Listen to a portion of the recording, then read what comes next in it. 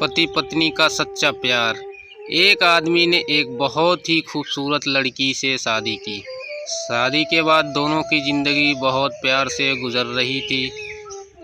वह उसे बहुत चाहता था और उसकी खूबसूरती की हमेशा तारीफ किया करता था। लेकिन कुछ महीनों के बाद लड़की चर्म रोग से ग्रसित हो गई और धीरे धीरे उसकी खूबसूरती जाने लगी।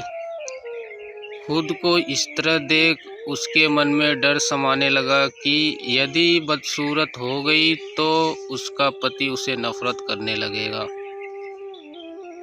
और उसकी नफरत बर्दाश्त नहीं कर पाएगी। इस बीच एक दिन पति को किसी काम से शहर से बाहर जाना पड़ा। काम खत्म कर जब वह घर वापस लौट रहा था, उसका एक्सीडेंट हो गया। एक्सीडेंट में उसने अपनी दोनों आँखों को खो दिया। लेकिन इसके बावजूद भी उन दोनों की ज़िंदगी सामान्य तरीके से आगे बढ़ती रही।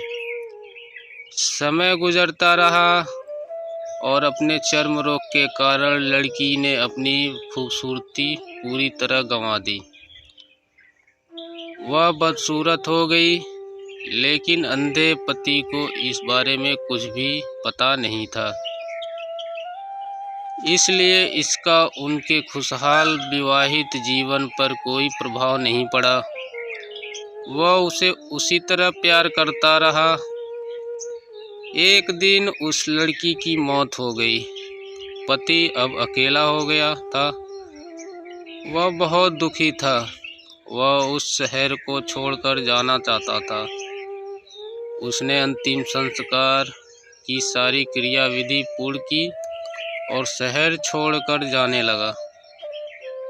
तभी एक आदमी ने पीछे से पुकारा और पास आकर कहा, अब तुम बिना सहारे के अकेले कैसे चल पाओगे?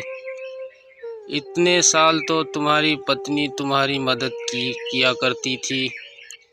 पति ने जवाब दिया, दोस्त, मैं अंधा नहीं हूँ, मैं बस अंधा होने का नाटक कर रहा था।